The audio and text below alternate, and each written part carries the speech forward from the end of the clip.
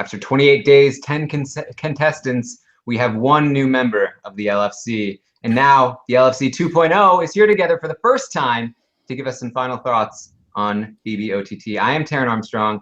I'm here with a man who has been touted as the voice of the people, Brent Wolgamott. How are you?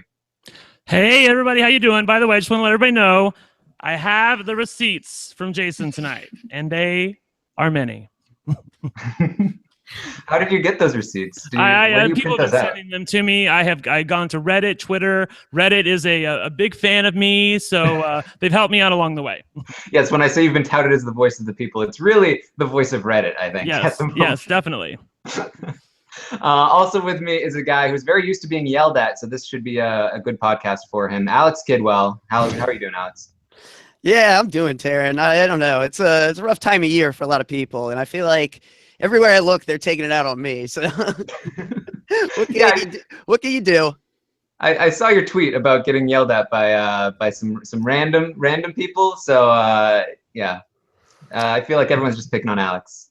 These things happen, it is what it is. But yeah, you go out drinking and things. What do you expect? I just think things can happen. But I'm happy to be here, and especially happy to get the takes from a couple people who, like, we know Brent wasn't on the finale, and obviously the person you're about to introduce next, we haven't heard her take on this stuff too much. So. Yes, I'm very, very proud to finally introduce our newest member, the winner of the So You Think You Can podcast competition, Melissa Deni. How does it feel to take your place, your rightful place, by our side? It feels very good, but just very crazy, very surreal. It doesn't feel right, but it feels good. It feels very right. I feel like you're already fitting in. Good, perfect. In the first 5 seconds you speak. Yeah. Excellent. Well, since you said that everybody was yelling at Alex, I'm going to yell at the two of you right now and say, what the hell were you thinking on Friday night? We were at the Eric Stein podcast listening on the way home, and Eric Stein was going on for like 40 minutes about things that didn't make sense in my eyes, and you two were totally silent. Taran Armstrong, defend yourself. What the hell were you thinking during the Eric Stein podcast? I was thinking, what is Eric talking about? I vehemently disagree with a lot of what he's saying, and I want to interject, but I don't want to be rude. I mean, I'm no Brent Wolgamott. I'm not going to interrupt people. I was waiting for my opportunity to speak, and I waited for it. And I feel like in the second half of the podcast, honestly, I feel like I was able to have some discussion with somebody who had a very different point of view than my own, and then like a lot of the people that we talk to on these podcasts, and that was able to that got us to a place where we had a lot of varied discussion and a lot more in-depth discussion than I was used to. And I really enjoyed that, but certainly a lot of people did not enjoy that. Right. Well, I've learned this about you as time has gone on. I've been with you for like 2 years now, and you have this insane ability, where I would just jump in when somebody's talking about something and I don't agree with them, or maybe I have something to add, and I would instantly start in on them. And you just have the ability to sit there for 30, 40 minutes, no problem whatsoever. You can just let them go, and then you'll come in like a vulture and swoop in and start talking with them. Alex, I feel like it was the same. It was the same way with you, Alex. I mean, I know we're not happy with the way it was perceived by the outside world, including myself, because I know that I texted you guys in the middle of the night and said, what the hell were you thinking? And you guys were like, well, we were trying to be polite to Eric, and we love Eric, and we didn't want to interrupt him and, Eric. Make him lose his train of thought. I mean, tell everybody what you were thinking. Yeah, I mean, I mostly agree with Taran. There were definitely a lot of things he said that I totally disagreed with, but at the same time, it's like, it's a fine line when you're on a podcast, right? It's like, you don't want to just shoot the guest down. And so it's hard for me to find the way to navigate that. And the frustrating thing for me is when I'm having people say stop being such a white knight all the time. And I'm like, maybe I'm just a good person, dude. Maybe that's just who I am. Maybe I'm not playing a character. Maybe I'm just honestly this person, and you need to deal with that, because I'm comfortable with it. But to me, the bottom line is even though I disagreed with a lot of things he said, and I certainly disagreed with the way he approached it, to me, I was still shocked by the reaction and the intensity of the reaction. And to me, I think I've been thinking about it for a while, and I feel like a lot of it comes down to expectations. It's we expect Eric to be this strategic, sensible, logical game bot, and when he came on and was presenting a point of view that hasn't really represented that side this season, I think a lot of people had an idea in their head and then something else totally different was presented. And I can understand how people would be like, whoa, what the hell's going on? Yeah, and I want to say, in Eric's defense, like, Eric comes on these podcasts and he's very witty. He usually has great points, and he's usually very, very snarky, right? Like, he's very edgy with a lot of the things that he says. And I feel like on a regular season, if he had come on and said a lot of the things that he had said, people would have taken it as tongue-in-cheek, as like, this is Eric being Eric. But I don't think he anticipated, and I don't think we anticipated, just how charged the fan base is this season because of everything that's happened, both with the fan voting and with the comments that have been made. And so I think that all of us were unprepared for that, the gravity of the discussion. Melissa, had you had a chance to listen to the Eric Stein podcast, and what did you think of it?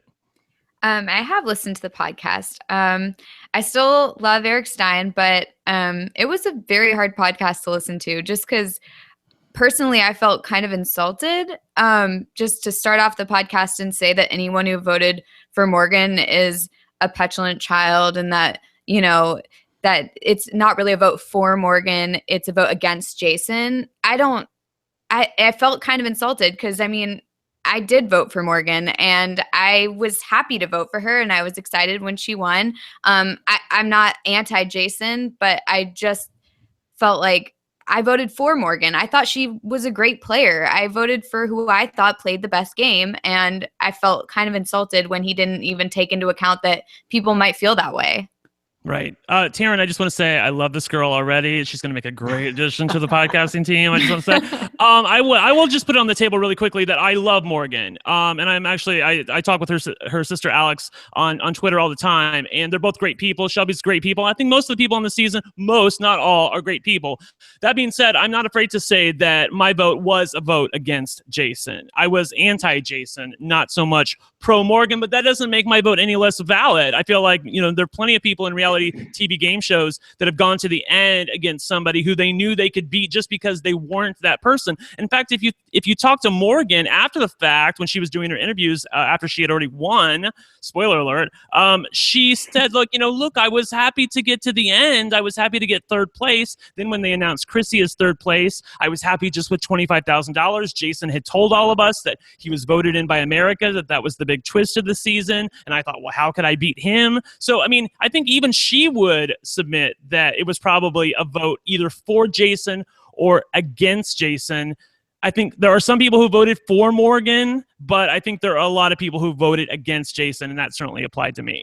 And I totally get, like, Eric came out in that podcast like just a blazing inferno, where he's just kind of like calling out the fan base and stuff. And I think a part of that is like, I don't know how many people know this, but Eric used to work for WWE. He's got a background in stage and performance and stuff. So like that kind of theatricality to me is like a bit of like just showmanship on his part. And maybe it's just me reading into it, but I get why that would bother people. But then I also felt like, even if he wasn't necessarily watching this season very closely, like, here's a guy who has been America's player. So I felt like he was very uniquely qualified to have like new kind of interpretation and insight. So I didn't necessarily want to shoot down anywhere I thought he might be taking the conversation. It just felt like the conversation kept flowing onto a new topic before we were able to get in there. And that's probably something we should have done a better job of, trying to manage, I guess.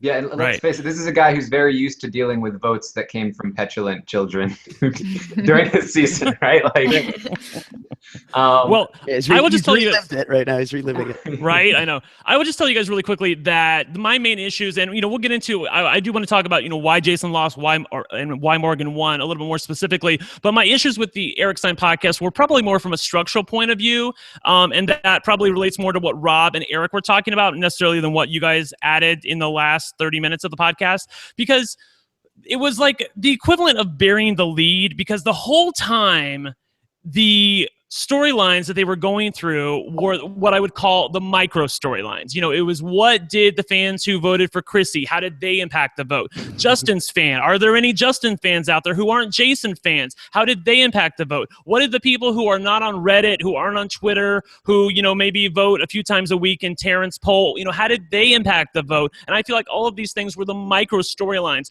The macro storyline was Jason effing Roy losing the trust of America and going from America's sweetheart to somewhere on a Disney scale between like Jafar and the stepmother from Cinderella. That's how bad it got with Jason for, I would say, about 50% of the BBOTT voting public.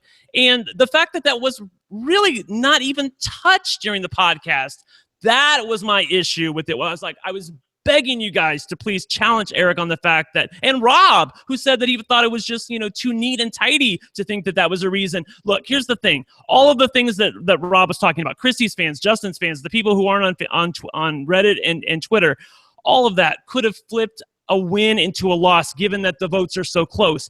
But the reason that the vote is close to begin with is because Jason became a complete and utter villain this season. He should win 65-35 going away. And the fact that it was even close, the fact that Morgan even had a chance, that was because of all of the heinous, hateful comments that he uttered this season. And the fact that that wasn't discussed, I felt like was a bad call.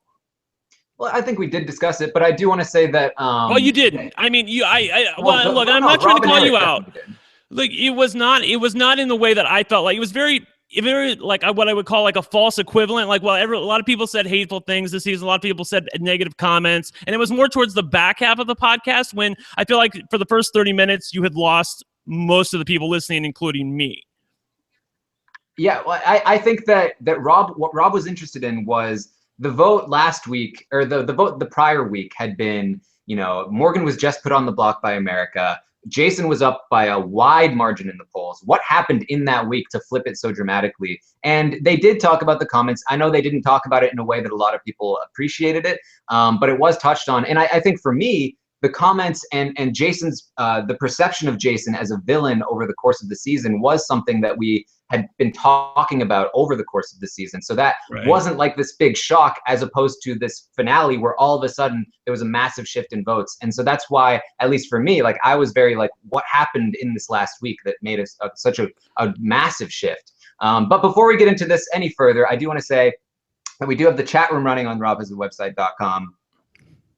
And we will be taking some questions at some point. So make sure you send those in with the hashtag RHAP, I guess. That would be fun.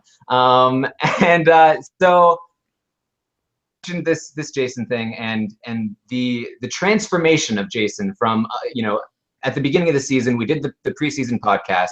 All of us were all in on Jason. Except over the moon. Yeah, Rob wanted Jose, but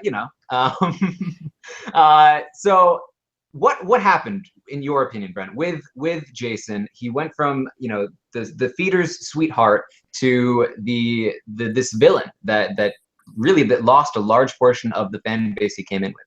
Right. I just want to let you guys in on a little secret here. As gay men, we can get away with murder. We really can. We can say things that other people can't say. And Jason, I feel like, is aware of this fact. And he says a lot of things that he knows other people would get in trouble for. And I feel like he's the kind of guy who walks in, hey, hookers, how you doing? What are you doing, you bitches? I mean, like, that's Jason Roy. The problem was that we saw more of Jason than we ever expected to see. When on his first time on Big Brother, we saw him for 4 weeks? And, he still had cigarettes by that time. I always joke he still had cigarettes, so we hadn't seen the real Jason Roy. But the problem was that we saw him for a good 10 weeks this season. And by week 5, I had heard such hateful, heinous things. And just so you know, I just want to let everybody know, I'm going to get into a little bit about what Jason said. I'm only going to say it once. I'm not going to repeat it. So if you want to fast forward a minute, you can. If you want to put your children out of the room, you can do that. But to hear Jason call Shelby a cum-guzzling, gold-digging slut, to hear her call her an argumentative cunt, I'm sorry. I can't put up with that. And it wasn't just a one-time thing. This false equivalence bullshit that Eric Stein talked on the podcast about, I was in the jury house and I said that I hope that Jen Johnson got eaten by sharks. Ha, ha, ha. Isn't that, come on, America, lighten up. No, bitch, it is not the same thing. You saying that Jen Johnson, or you hope she gets eaten by sharks, is not the same thing as Jason railing on Shelby for hours and hours and hours at a time, using the C word, talking about all sorts of nasty things that I can't even repeat on the air, like rubbing their pillows and armpits on stuff. It was just terrible. And I know, Melissa, you had the same reaction that I did, and it was beyond the pale for me, and I couldn't accept him as a winner.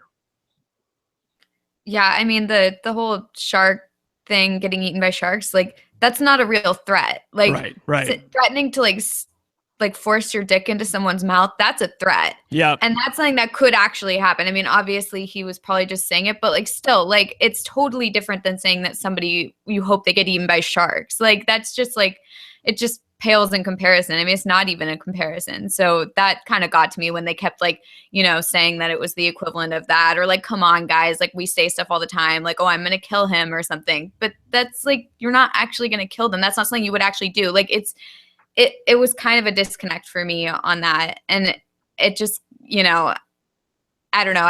It was hard for me to listen to it. I mean, and a lot of the time there was a lot of talk on like the boogers and like the, you know, armpit and stuff. And that's like, that's nothing in comparison to the other stuff that happened. Like the boogers in the armpit, like that's gross. Yeah, that's totally gross. But like, that's not the same as like these like kind of threatening comments. So I don't know. I just didn't really see them as being like the same. I felt like there was such venom behind Jason's words that is where I got off the train. It wasn't just a flippant comment that he had here and there. You know, I mean, I've used the C word on occasion. I've said things that I don't think are, you know, great in context. Looking back on them, I want them back.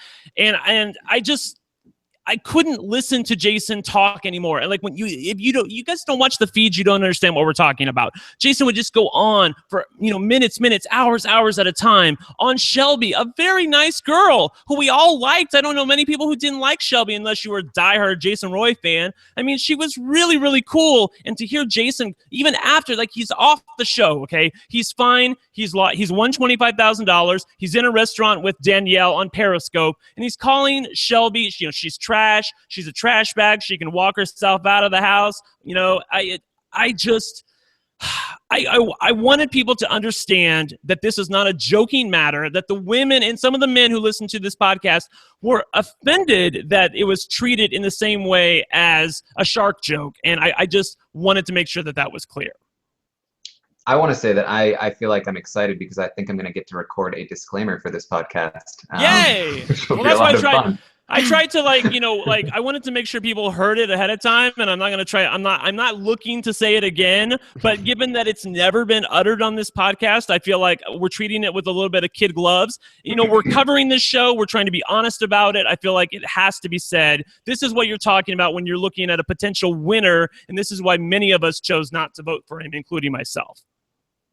Yeah, so something that I'm seeing in the chat room, and it's something that I've seen a lot expressed to this idea that Jason was particularly hateful, is that, you know, hey, you know, he was saying these things, but so were all of the other people. Yeah. So Shelby said plenty of things. Oh, yeah. So let's talk about that. I mean, I'm going to get going again because, like, this, like, I'm serious. Like, I can't with you people. The pick out one or two comments that Morgan or Shelby said throughout the entire 10 weeks of the house and somehow equate that to the hours upon hours of a diatribe that Jason Roy did for weeks on end. It's just not the same thing. Morgan at one point said, you know, oh, that's so gay. Okay. Not a great thing to say, but was quickly reprimanded by her alliance for it and didn't repeat it ever again. At another point, this is something that Danielle has gone on about on Periscope, and I just want to call out Danielle specifically, who I am a fan of, by the way. But boy, Danielle is playing the victim to the hilt, because there's one time in week 2 where Monty goes to Morgan and says, I can't believe that Shane is into Danielle. I mean, what's going on with that? Morgan turns to him and says, and she has a kid. And of course, Danielle's all over Periscope after watching this clip saying, you know, am I not allowed to have love too? Is a mother not allowed to have love? And I'm like, no, girl, that is not what we're talking about. Real tea, when a guy looks like Shane, he often does not want to enter into a relationship with a woman or man who has a child. You just don't want to be daddy on day one. So it's nothing about you. It's just about Shane. And it goes back to this false equivalence BS. It is not the same thing when somebody says something during week 2 with one time and you somehow say, well, you know, they said stuff too. So all the other stuff that Jason said until the end of time, that's the same thing. It's just not. And I will go to my dying grave saying that. So are you saying that the main difference between Jason and everyone else is the quantity of what of the things The that Jason quantity and the was saying? quality of it. I mean, I know you guys will back me up on this. It's not just the quantity; it's the quality of it. And by quality, I mean the severe disquality of it. In that the venom and the hatred that Jason had behind his comments was so vast and so deep that it does not compare to any of these flippant comments that these other people made that either are taken out of context or something like Morgan said, where she said, "Oh, that's so gay," quickly realized once her alliance pointed it out that that's not a great look to say something like that, and then quickly backtracked and never said it again. I mean, you just cannot compare the two, and I know you guys are with me on this. Yeah, I mean, I Please can tell me yes. Okay. I absolutely I agree. Like this was one of the reasons I didn't enjoy this season as much as I wanted to, was because of just how gross and dirty it got, and Jason was definitely the cause of a lot of that, if not the majority of it. And I was a big fan of Jason going in, and throughout this season I did feel like this is Jason in the house. He's getting worked up because of the game, and I was hoping, and I'm still hoping, that he is going to at some point say, all right, you know what? It was in the thick of it. I was going over my head. I got too involved in this. I'm really sorry for all the things that I said. I would really like it if that happened. Based on the behavior outside of the house, I don't know how soon that will come, if ever, unfortunately. But yeah, I mean, it's like, I mean, this must have been what it was like to cover Big Brother 15 when that was airing, because it's just like like, I loved Big Brother 15. There was a lot of great gameplay in it, but there was so much ugliness, and I feel like there was a lot of ugliness in this season, and it was just it's such an unfortunate way for this season to play out. Not that it could have played out much better, I think, with this format, but yeah. What do you think, Alex?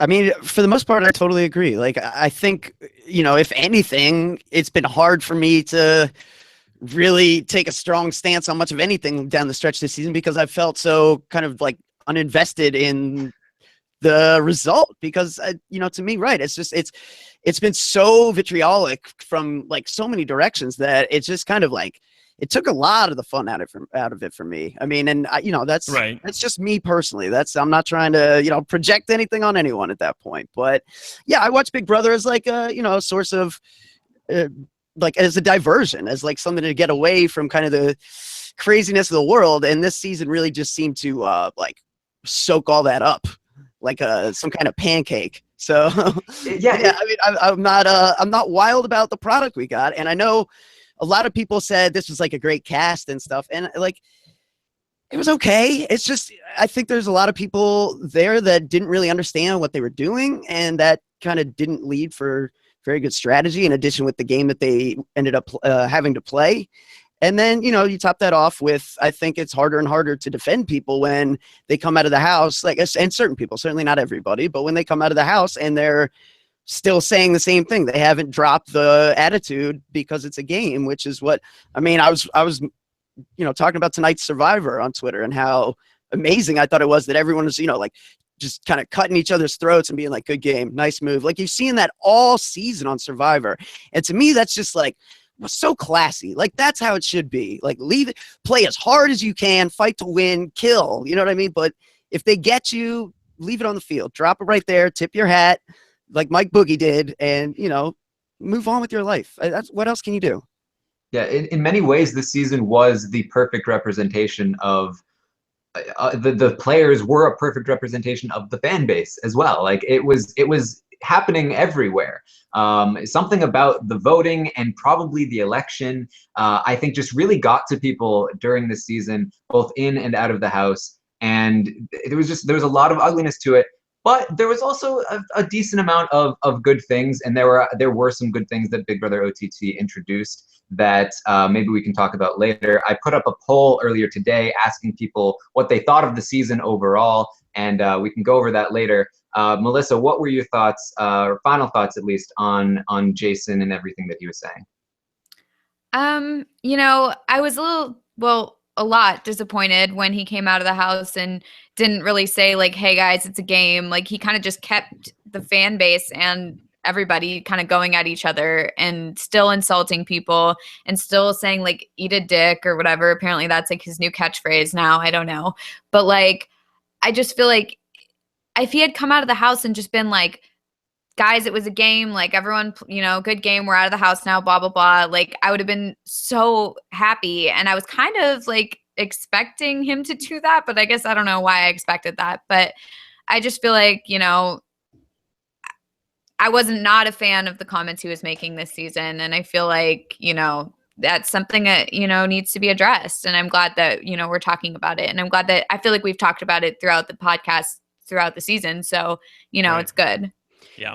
And I think, you know, that reminded me of kind of one of the other things Eric said, I think that a lot of people were bothered by on the podcast, which is the idea that, you know, Big Brother didn't tell America to, you know, become the moral police, right? And that like, why, you know, there's no justification for why America thought it was their job to, you know, say these comments don't deserve to win versus, you know, the other thing. And like that's just fundamentally wrong, because he's right. There's no rules whatsoever. Like they didn't tell anyone you couldn't do that. So people were able to vote on whatever parameters they wanted to create. And at that point, yeah, you really can't, you know, I mean, you can debate why people did what they did, and you can talk about whether or not you think it's justified, but it doesn't matter. I mean, people are able to do what they want to do. That was the nature of this thing from the beginning. Yeah, and let me just say really quickly, because I can get a little heated in my when I get going sometimes. But you know, I love Eric Stein. I'm a huge fan of Eric Stein. This was the first Eric Stein podcast that I didn't really care for all that much, and I still listen to it. I just thought that it was a bit of a misread on his part in terms of how some of us were thinking. You know, like I mean, I considered myself the jury, and just like we always talk about on Survivor, Big Brother, you know, the jury can vote how they want, and whoever is the winner of that season, they got the votes from the jury. You know, Morgan got the votes from the jury, and that was us. And I feel like that maybe Eric sort of missed that a little bit, or didn't want to acknowledge that. And the other thing I sort of want to challenge him on is this idea that, you know, that Jason was far and away the best player on the season, that he controlled the votes. And, you know, Morgan was just this wallflower over here, third in her alliance, who didn't really do anything. I mean, I don't see it that way, Taran. I'm hoping you don't either. No, that's completely right, and that's where I wanted to go next. Melissa, I wanted to get your thoughts on Morgan as a winner and how you see her as a player. I thought she was a great player, and I thought that it was unfair to say that she was just like a non-entity in this game. I think that she really was an integral part of all the strategy conversations that the Ball Smashers had. Right. And I mean, when you're watching the feeds, if there's the LNJ on one side and the Ball Smashers in another feed, like, if you go to the LNJ, it's just bashing people most of the time, or, you know, talking about personal stuff, which is fine. But if you go to the Ball Smashers, like 99% of the time, they were talking about strategy and going through all different scenarios. And Morgan was an integral part in those conversations. And not only that, she had a great read on the house the entire game. I felt like anytime they would like the Ball Smashers would be talking about someone or like someone's relationship with someone else, she usually had a great read on it. And she was able to direct their strategy in that way. I'm not trying to like, it's not like revisionist history where I'm sitting here saying Morgan was like the best player in the house or anything like that, because I don't think she was the best player in the house, but I do think that she wasn't a non-entity. I think that she did have strategy, and I think that she did, you know, play a good game. And even if, and I don't take this view either, but even if you're one of these people who thinks she was a non-entity, you still have to respect the fact that she won based on the parameters of this game. She did something that caused the majority of viewers to want to award her the win. And that in and of itself, I mean, even if you can't rightly explain it, it happened. And that's really the bottom line with this thing. And I think going forward, if you're trying to look at how to play BBOTT 2, for example, I think Morgan's strategy is as good a one to implement as any, because, you know, like we said, there was two sides and they really hated each other. And of course they were just going to like pick off the biggest target from each side every week. So what's the best thing to do? Will be the smallest target on your side, become like just a tick and just burrow down under everyone else so that no one can even like pick you off until the very end of the game. And that's the position Morgan got herself in and stayed in. Yeah, I always go back to what Steve Moses said when he was doing his exit interviews after he won Big Brother. And he said, you know, I always knew I was at the bottom of the alliance. Like, that was my plan. I didn't want to be at the top of the alliance because people always go after those people. I feel like Morgan played a prototypical Big Brother game that many of us on this panel typically in the past have praised. I mean, she was third, fourth in her alliance. I mean, she made sure that she was in a big group of people, but she wasn't the head of the alliance. She had good social game with everybody in the house. I mean, even somebody like Neely, she considered, even though she was on the Ball Smashers side, she considered voting to save Neely because she liked her very much and they got along.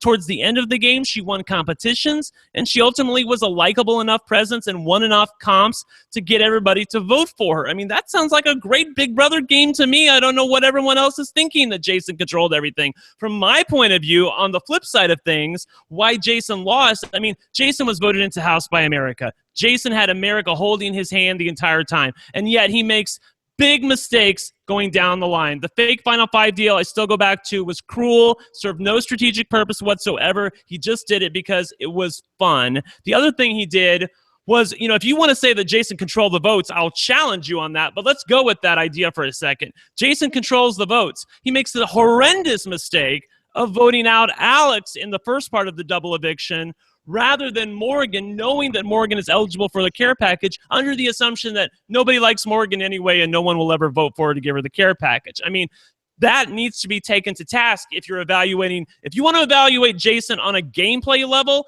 fine, let's do it. But let's look at the moves that he made and the advantages that he had coming into the house. And I think you have to call a spade and say he didn't play a very good game.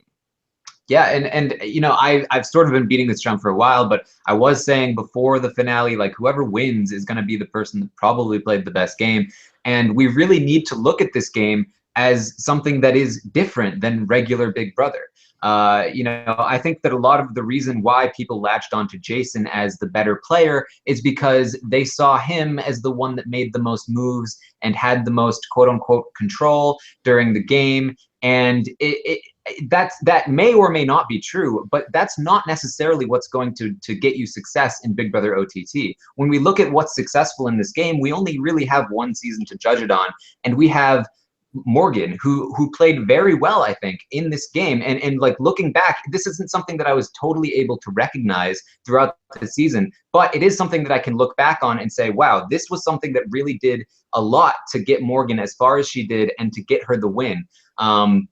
She was always pleasant. She was always somebody who, she didn't take losses very hard. She never complained very much, at least not nearly to the extent that a lot of other people did. She was always very aware of how America probably saw her. She never got a big head about, oh, America must love me. She always had this sense of like, don't you want to root for the underdog? Because like, we really are right now. And then when she wasn't, she didn't claim that she was, which gave her some sense of like validity when she said that. And this underdog perception, I think, was really important throughout the entire game, especially toward the end. The way that she labeled herself, you know, she took something negative in Bikini Girl and she turned it into something positive and strong. And I think that really resonates with a lot of people. She was part of the long shots with Shelby, which again is just intrinsically this underdog position. And I think those two nicknames were absolutely fantastic for campaigning purposes, because people were able to say, look, this is the underdog against this mighty Jason who has all these endorsements. Everyone's saying that he was going to win from the very start. And I think that had a lot to do with a lot of the support that she gained throughout the entire thing. This game is very different from the regular season. It's more like Big Brother UK. It's all about the perception that you have with the audience and with the house. And Morgan had the best of both worlds in that sense, because in the house she was seen as a non-threat, and in the audience she was still seen as likable enough to clearly win the game, which is all you need to be in that house. So I think if you're a Big Brother player and you're playing Big Brother OTT next season, your primary goal for strategy should be 100% survival, and everything else should be focused on how do I get America to like me enough so that I can win the game at the end. That's my robots. I love when you talk like everything you just said for the past 2 minutes was like everything I wanted you to say on the Eric Stein podcast. I was like, that was just music to my ears, talking about the game, talking about Morgan's game, what she did to win. I mean, like, look, let's be real for a second. For a girl from Texas who looks like Morgan, as gorgeous as she is, to turn herself into a viable underdog, that took some doing, and yet she did it. I felt like she was a huge underdog going into that. Obviously, she was down, 3-2, and then 3-1 when Shelby got voted off. But I mean, it's not easy to do when you're that pretty and you're that social with everybody else, that likable. I just thought that it was a really well done on her part, and it was a good look for her to go into the finale as an underdog, and because she didn't expect it. I mean, you could see it on her face. She knew that Jason was the winner. She was ready to stand up and take her check for $25,000. Yeah, and I mean, that's a great point because, they came into the season, they were initially labeled the Southerner Alliance against the Misfits. Like, that was terrible branding from the start. They were called the Plastics. They turned Plastics into something positive. Then they did the Ball Smashers, which was a much better rebranding. And, I feel like their PR, essentially, the entire season was very good, and Morgan was a big part of that. And we also, I think, forget that Morgan was the person that said to Alex, I want to split up, I want to be on opposite sides. She had a lot of good strategic thoughts throughout the entire season that kind of went unnoticed because Alex was the more aggressive player, but I don't think aggressive equals good in this game. Yeah, I'd agree with that. So the next, I do want to talk about one other person before we move on to anyone else. I want to talk about Shelby, because I feel like Shelby was probably, if Morgan wasn't the best player, I think it was probably Shelby, because I think that Shelby did a lot of what Morgan did, but perhaps even better. I think that Shelby's ultimate downfall is that she's better at competitions than Morgan. And so in the competitions where they both tried to win, Shelby won them, and that made her a bigger target, and so she went before Morgan. What did you think about Shelby's game, Melissa? I thought Shelby played a great game. I think that the one thing she had missing was social game. I think that she struggled to bond with the other side. And I think that when, Justin tried to apologize to her and it didn't really quite go over well. And she didn't really bond properly with Jason when they were both co-HOH. I felt like there were so many missed opportunities there that she could have tried to get in with the other side, or maybe form some sort of side thing, or a side friendship. I don't even know. But I felt like that was her one thing that was lacking. But otherwise, I mean, she was great entertainment for America. So, that was fun. And she was, good strategist, great at competitions. So overall, I thought she was great. I just wish that her social game was like Morgan's. Yeah, I didn't know who to blame for this, but it's something that I thought that Jason did badly because, for the first 2-3 weeks of the house, Shelby was saying that Jason was her favorite person. I mean, Shelby was completely oblivious to the fact that Jason hated her. I mean, are you with me on this? Do you remember first 2-3 weeks of the house, Shelby was like, I love Jason. He's great. She was in the diary rooms saying that. And it was Jason he was the one who soured that relationship. So, I mean, that's what totally caused her to flip from probably floating in the middle of the house a little bit to being totally with the Ball Smashers at that point, because she was aware of the fact that the leader of the other side just hated her with a passion, and there was no place for her over there. And I thought that was a terrible move on Jason's part, because Shelby was open to working with Jason, and he seemed totally closed off to it for some reason or another. I don't know what it was. Obviously, I'll concur with Melissa here. I do think that there were aspects to Shelby's game. I don't think they were on purpose. They were more intrinsic, that she doesn't jive well with certain people. And, maybe I'm like that. I don't know. Maybe there's certain people I don't jive with either. But, when you're in a Big Brother house, it's your job to jive with everybody. For some reason or another, she couldn't jive with Jason, but he did his part in making sure to totally destroy any possibility that there was a relationship between the two of them. Yeah, for me, I felt like Shelby's lack of the social game was almost beneficial to her in many ways, because for a long time, people saw her as the GOAT to take to the end, even the other side. And that, to me, in a game like this, where she can be popular with the audience, but be seen in the house as somebody that's completely disposable and that should be taken to the end, I thought was very, very effective. Unfortunately for her, she sort of failed to keep up with the disguise, where, again, she eventually starts winning too many competitions. She gets classical music in her HOH basket. It becomes blaringly obvious more and more that she is actually a lot smarter than she comes off, and a lot more popular than she may seem. And that's where I saw her downfall. But I would like to see somebody try to do what she did without the end game, where they come out too strong. I feel like if Shelby had been content with just losing Morgan, we might see a Shelby win. What did you think of Shelby, Alex? Yeah, I mean, I feel like you guys have pretty much covered it. I don't have a lot to add to this discussion. I feel like part of that is probably because I was on so many shows this season, and I just am at a point where I feel like, well, I've said most everything I feel like I know to say. But yeah, you guys really touched on it. Strong game. Obviously the clear competition threat once you got down to the stretch. I mean, she found herself, she kind of like woke up in a position where like Jason was the only one who could even touch her in most of these competitions. I mean, Justin taking bathroom breaks, Chrissy complaining about her hands. No one's out there to, be a killer really in these things except for her and Jason. So there was a stretch there where I thought Shelby could maybe just win her way to the end. She was doing so well, and she seemed to have such a leg up on everyone when it came to competitions. And we know down the stretch competitions usually only get more kind of quizzical and mental based and kind of those things. So I was a bit surprised when Jason just crushed her in that one, because I felt like that was something she would do really well at. But yeah, that was the turning point and the downfall for her, because she had gotten herself to that point where she was like had to keep winning out. Yeah, and fun fact for everyone, in our preseason podcast where we were in or out on the cast, Alex was the only one in on Shelby. So good call there. There you go. I was on that train very early. I'm happy about that.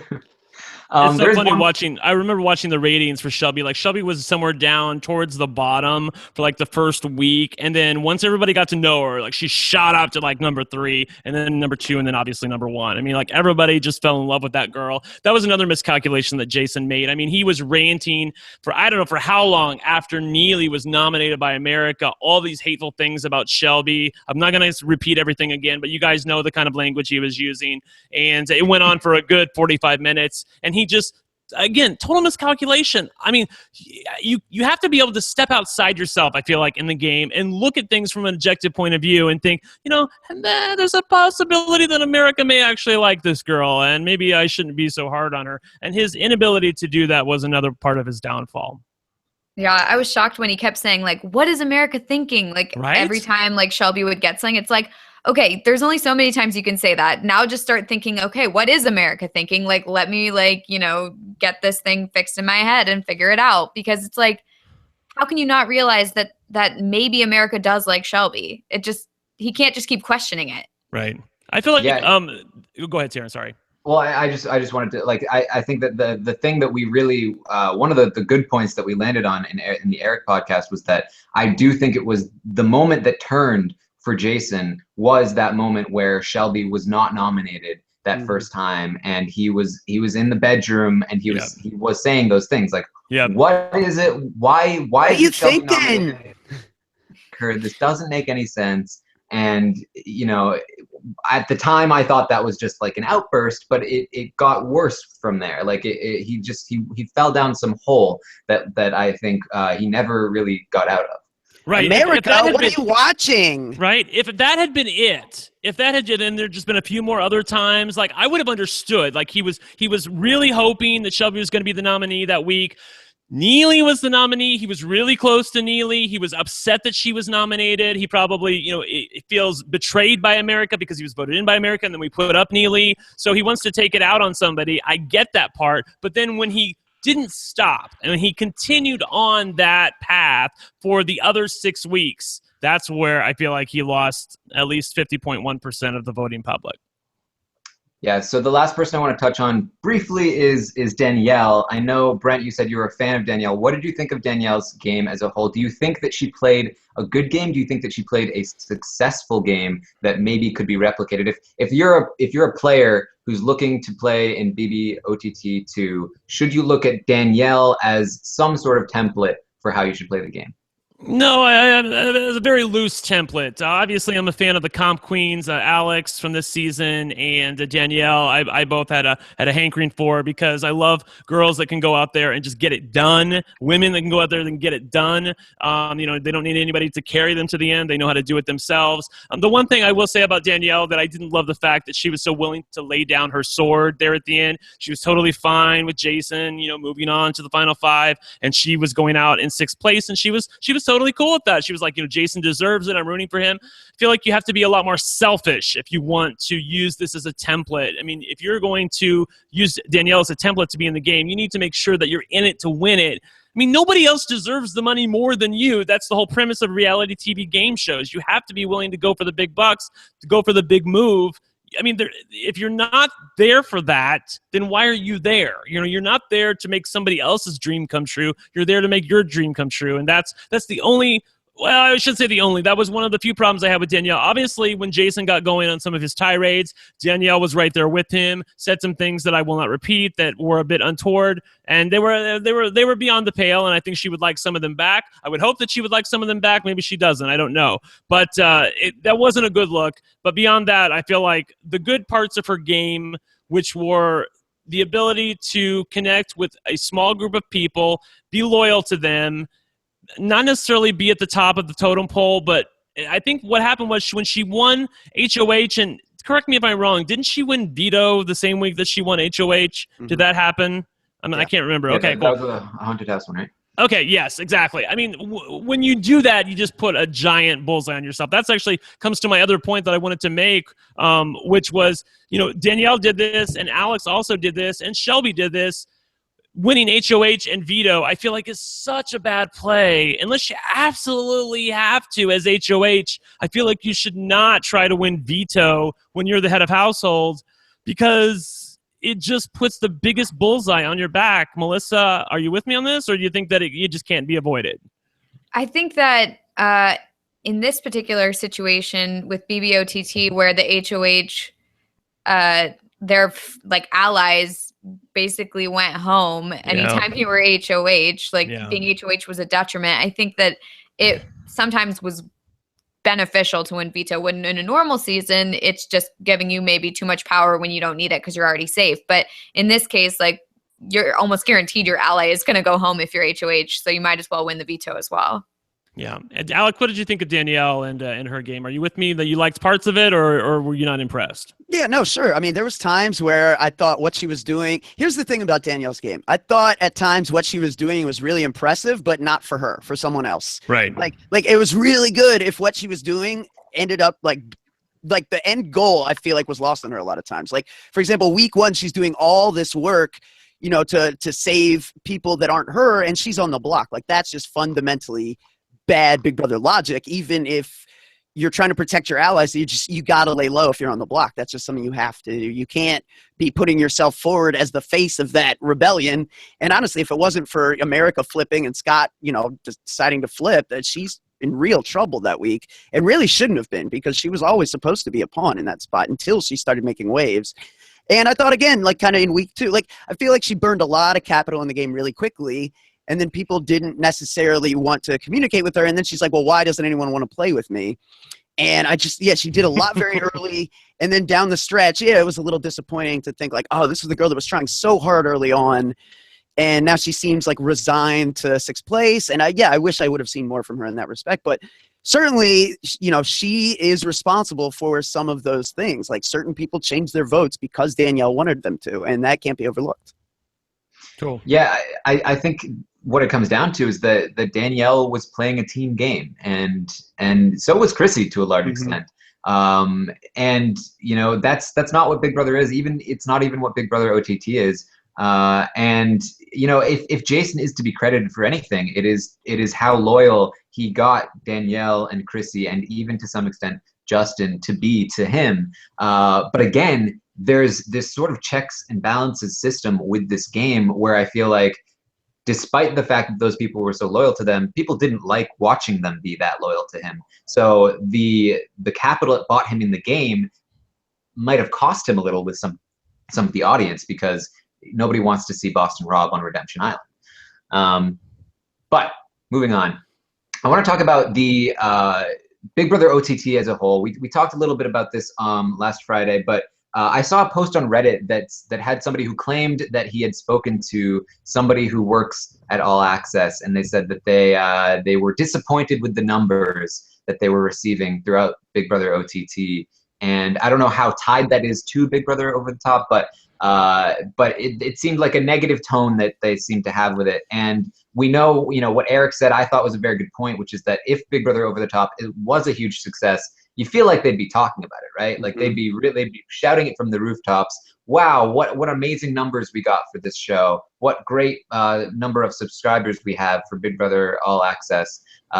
What do you think, Alex, of this information? And do you think that Big Brother OTT 2 is likely.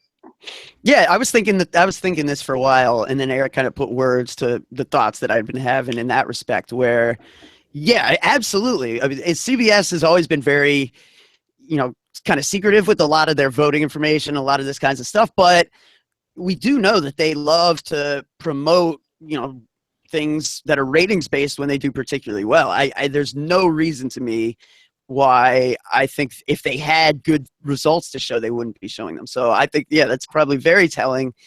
And could BB OTT 2 happen? Yeah, sure, because it's just so cheap to make. Like, it might still be worth it, even if their numbers are way down, just to retain some of that summer, live feed.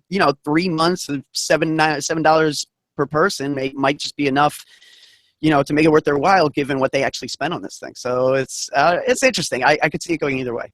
Right. I mean, they're getting like $9.99 a month from me because I'm not canceling my feeds anytime soon. Plus, Star Trek Discovery is coming up in 2017. I mean, I feel like I'm going to have, me personally, CBS All Access year round, not just because I'm a live feeder. I mean, I'm not one of these people that generally goes back and watches the live feeds from way back when. That's just not something I do. I got a little bit more to my life than that. But I do like other things on CBS All Access. So I don't know if it was a raging success for them.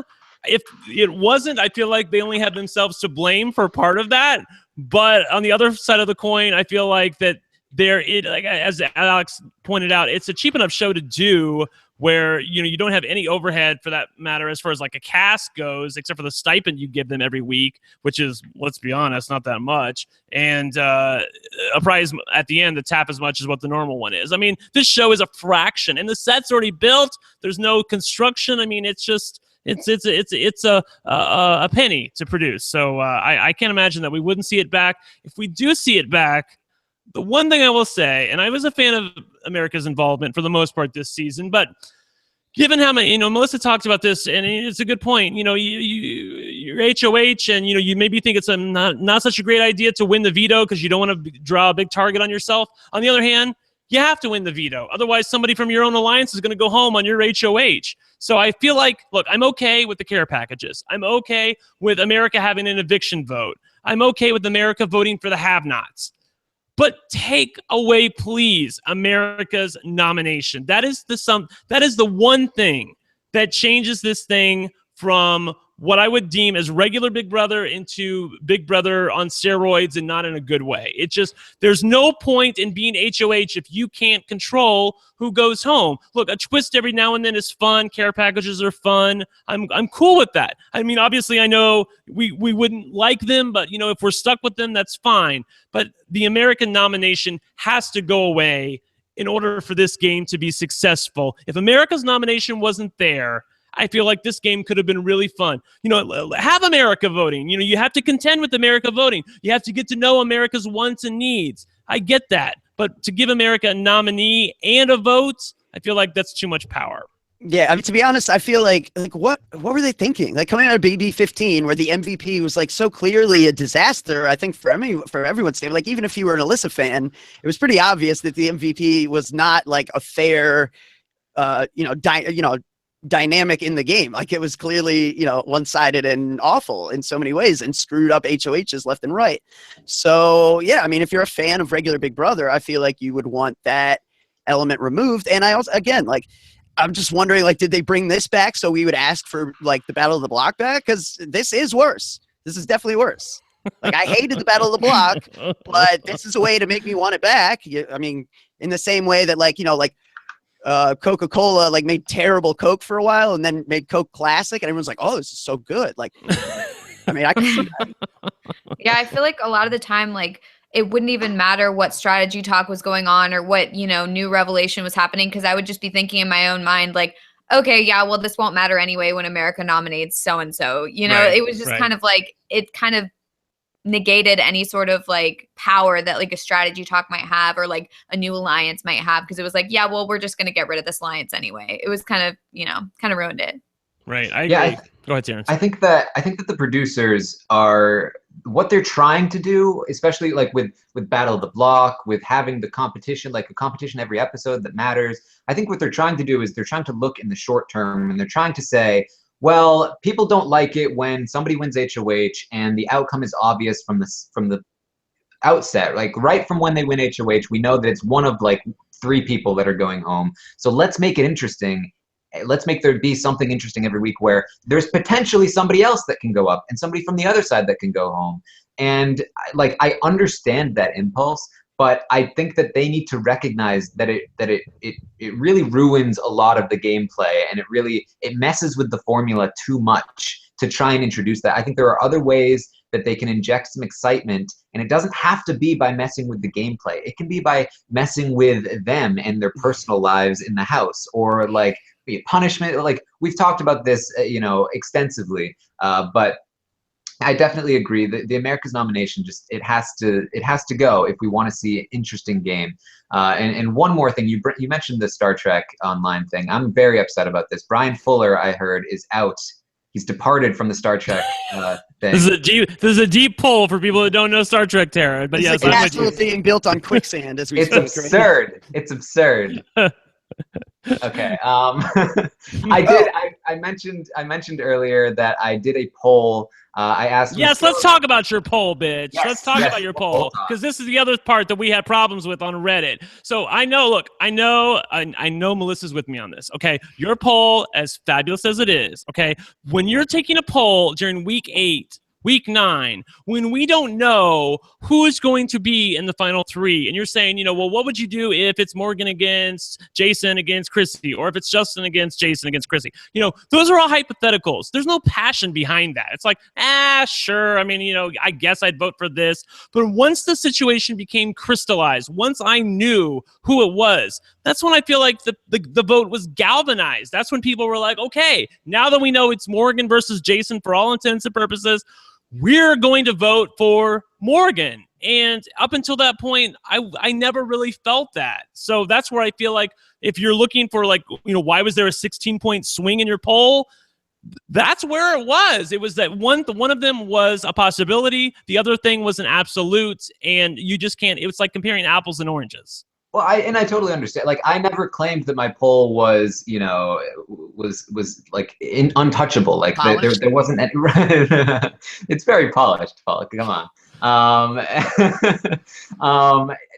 But I think what I was trying to get at is that, like, there is something to explain there, right? Because I had done plenty of polls previously where I had done a hypothetical followed up by the final poll, or even 2 hypotheticals followed up by a final poll. And there was never as much of a swing as we saw in that final one. And certainly what you're saying could have been a very large portion of why the swing existed. But I think that there was valuable discussion in what changed from to the finals. And it's not as though that poll was like totally out of whack either, because Morgan had just been put up on the block. They had just lost a vote. So it wasn't as though it was like completely out of sorts. But that wasn't the poll that I was talking about. Okay. I was talking about a new poll that I put up today. I said, on a scale of pissed to friendship, how do you feel about Big Brother Over the Top as a whole? And what do you guys think? What do you think the results were, if you haven't seen it? I haven't seen it. I've seen it. I'm gonna say friendship, like more towards friendship by a little bit, like 60-40. I saw it, so I'd be cheating. Okay. See, Alex. Well, you forgot to Melissa, include that there was a never cared option, Taran. There was a never cared option. Yes. The neutral box. Brent was pretty right. It was about 50% of the people said friendship. They really liked the season, or at least didn't not care about it. And about 35% said, never cared. I didn't like it. It was fine. But I just, and then only 16% were pissed. So overall, I think that's pretty good for a Big Brother season. I feel like if I had polled for Big Brother 18, we probably would have gotten worse numbers, to be honest. Another thing that I asked was, if Jason had won, would your answer to this question change? And the majority of people said yes, that their enjoyment of the season did depend at least somewhat on the outcome, and they would have been either more happy with it or less happy with it if Jason had won. What do you think about this, Melissa? I mean, I think that the outcome, it makes sense that the outcome would have affected people's opinions on the season as a whole, because I feel like last season, when Nicole won, it affected my view of the entire season as a whole. because that was not the outcome that I was hoping for. And so I think it kind of like has tainted my view of the season, because I started looking more at Nicole than I did the other people who actually really did like their strategy and I did like the way they played. So I think that like if you're hoping that Morgan wins and then she doesn't win, I think it taints the rest of the season for you.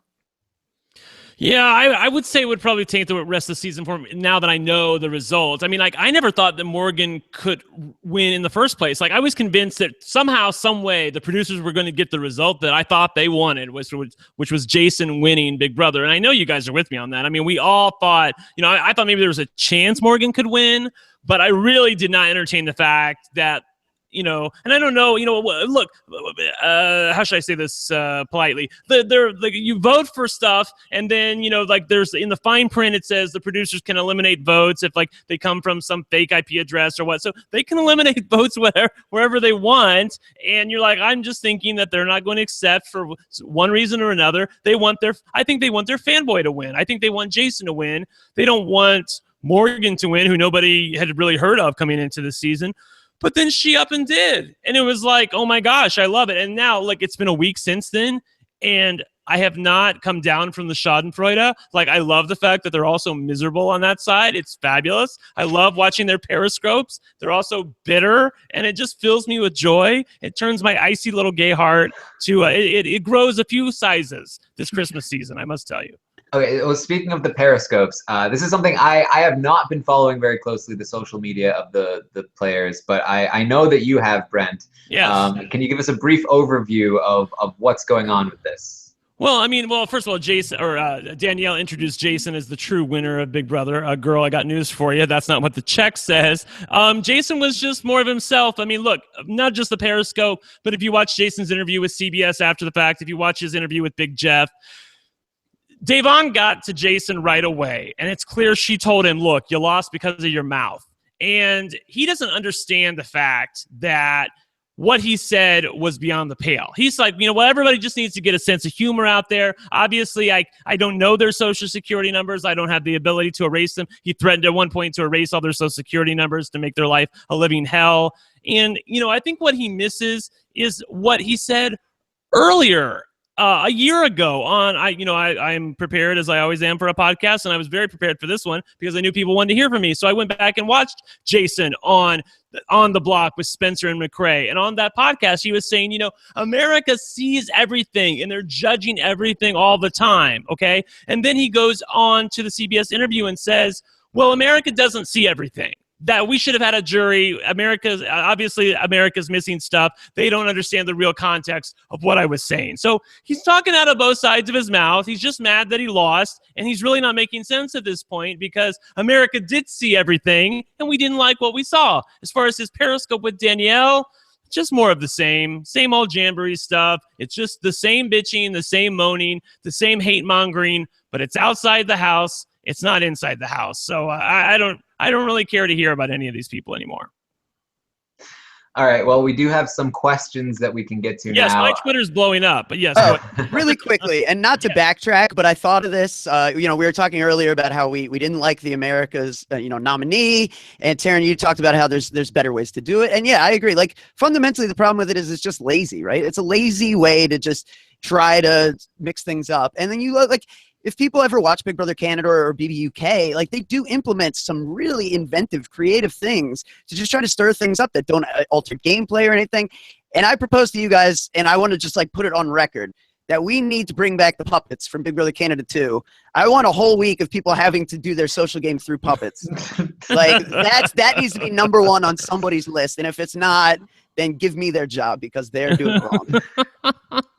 I feel like we've talked about this extensively. Alex needs to be hired by CBS to, at the very least, do something like pop up and sell wares as though he's in Mario Party. If you want stupid puppets and things on your live feeds, yes, this is in everyone's best interest. By the way, go ahead. Sorry, Melissa, go ahead. I was just going to say there's so many fun like competitions that kind of affect the game but don't really affect it, like that they did in Big Brother Australia and Big Brother Canada. Like Big Brother Canada, when they had them go off and like two of the people go off and get drunk and then come back and pretend to be totally sober and see if anyone noticed.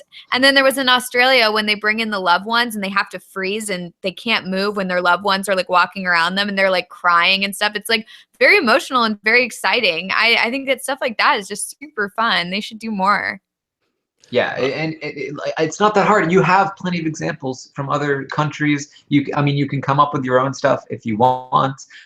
You don't need to mess with the gameplay. Like that's something that it's already been fixed. Like it's already good. You can add to it by adding other things around it.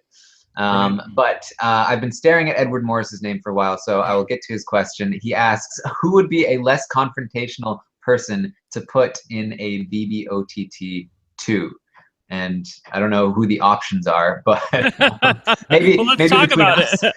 It got cut off. I mean, maybe like as opposed to a Jason, like of a returning player, like if they were going to do it a similar format with all new people and one returning player. That's how I'm interpreting it. Okay, yeah. It's a good way to interpret it. I thought it was yeah, like between Taran and Alex. No, I mean, who's inoffensive on I mean, I feel like Johnny Mac should have been on this season.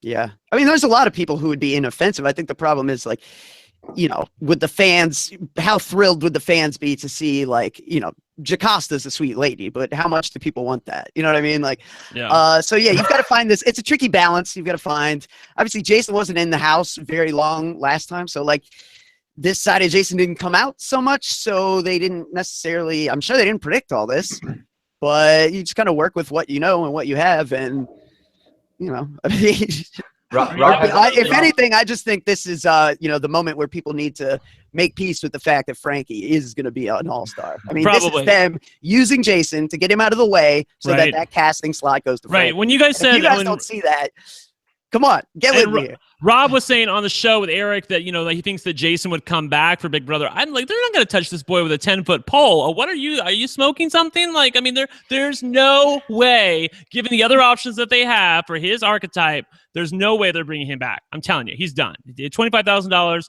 girl, bye. All right, this is another thing we kind of touched on.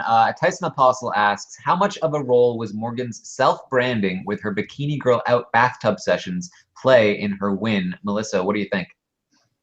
I think that might have been fun for people to see and stuff, but I'm not quite sure that it played a huge role in her winning. To be honest, I didn't watch her bathtub sessions except for like half of one. So, I mean, and it didn't affect my vote. So I think that like she had a lot of fun moments and stuff like that. And I did like her whole speech that she gave, and then she did her Bikini Girl Out thing. So I think that part of it was, you know, entertainment, but I don't think it totally changed the vote in it by any means. You know why I voted for Morgan, honestly? Because she was cheery. Honestly, that was one aspect of why I wanted to vote for her. She was a nice girl, and she was not like Jordan Lloyd levels of nice, okay? That's not why I voted for her. She was somebody who I liked. I enjoyed watching on my television, on my screen. I liked looking at her, watching her play the game. I thought she was fun. She never had a bad word to say at anybody for the most part. She kept it very civil. I like my gameplay that way, just like Alex has pointed out many times. We don't like to watch people, you know, say horrible things about each other. We like to watch the strategy. We like to see people tip their cap when other people make a better move. You know, the one time she was put up on the block after the fake Final 5 deal, she kept it together in front of everybody. Then she went in the bathroom and cried. And I think that was the one time where she really let it out, that things didn't go her way. But frankly, she had reason to let it out at that point because it was a horrible move on Jason and Danielle's part to actually give them a fake Final 5 at that point, and for no strategic purpose whatsoever. Brent has all the hot takes tonight. The Morgan the cheerleader was cheery. John Densford asks, how many months will it take for Jason to finally admit he was wrong? Doesn't he have to if he wants a third shot? Alex, what do you think here?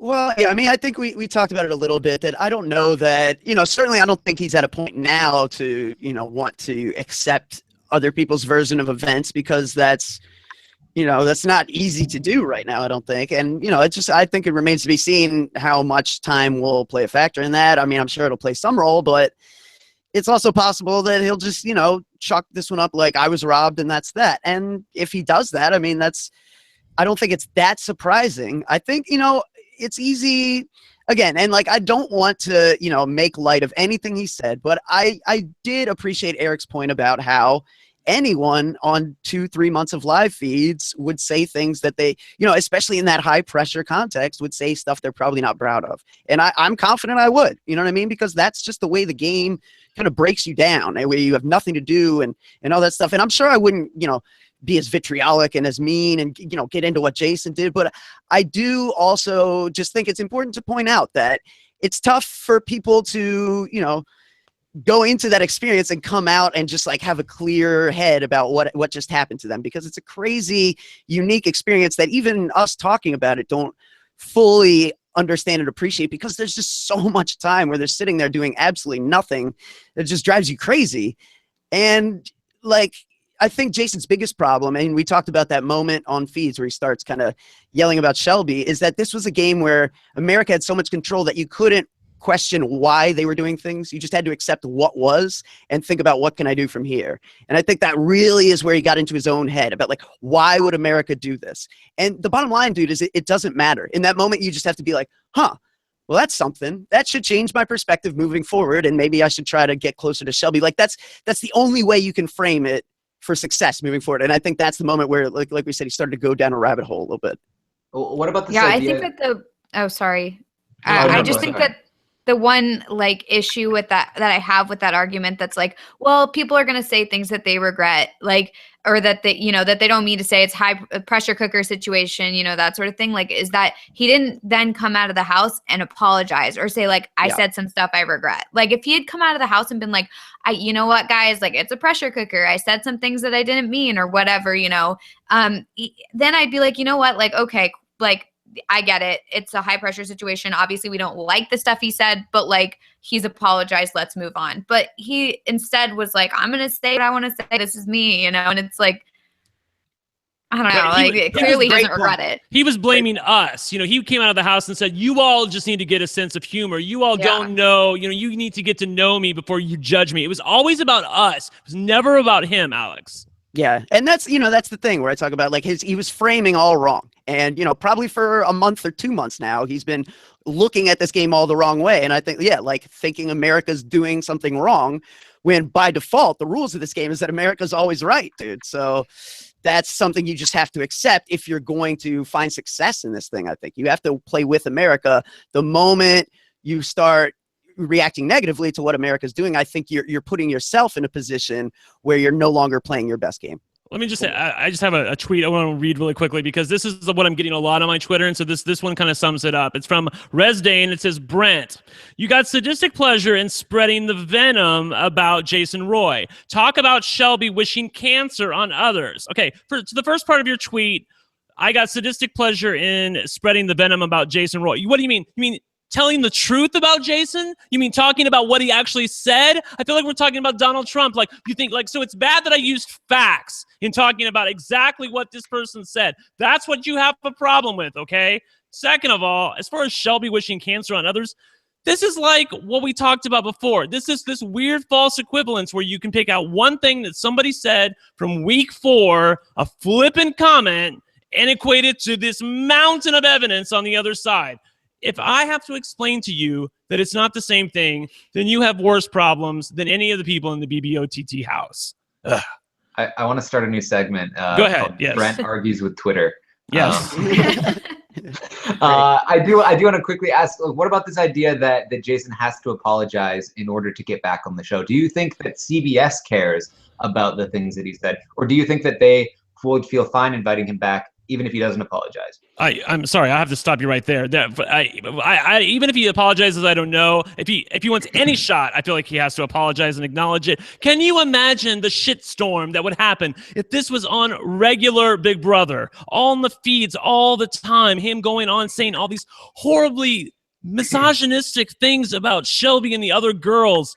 The amount of mail that CBS would get, it's just astronomical. I mean, I can't even fathom the amount of shit that they would get for putting him on a regular season of BB OTT again, or BB again after this season. So maybe an apology would help. But I mean, it says right here that he ain't coming back.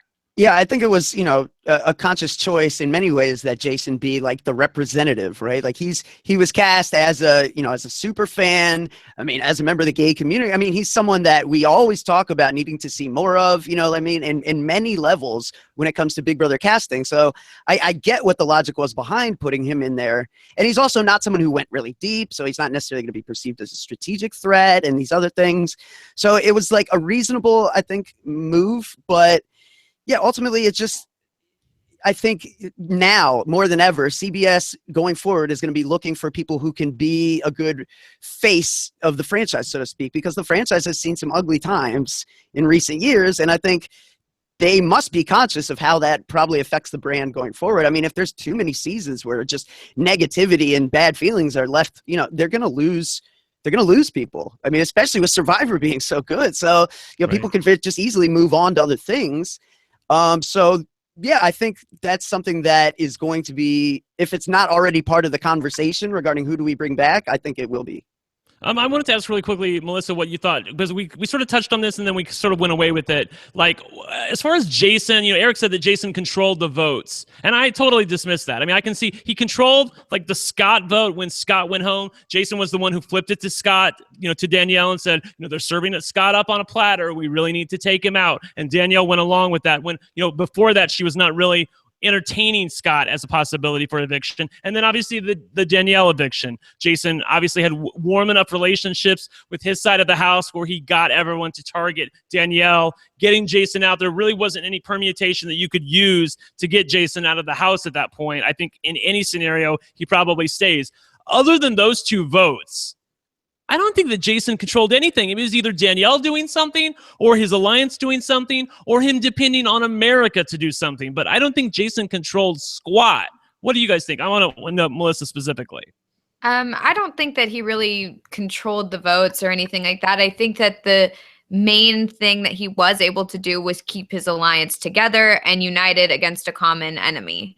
And I think that that was something that was really great strategy that he had, which was, just keep them united, keep them together, don't let anyone stray. And the second someone strays, you're like, why are they talking to the other side? The other side is the enemy. So I don't think he controlled the votes necessarily, but I think he controlled his team. Okay, cool. Next question, Taran. All right. Sorry. We got a lot of stuff to talk about. Like, I've been brimming for like 4 days to talk about this stuff. Yeah, believe me, Brent has been he's been messaging us on the hour every hour. Yes, where are you? Come on, let's go. From Riley Rage, which BBOTT house guest would you think would have, or would you think has a good chance to play Big Brother proper or on a future Big BOTT? I know we've been asked this question a few times, so I just want one person from each of you. Who do you think has the best chance of coming back? I will start with Alex.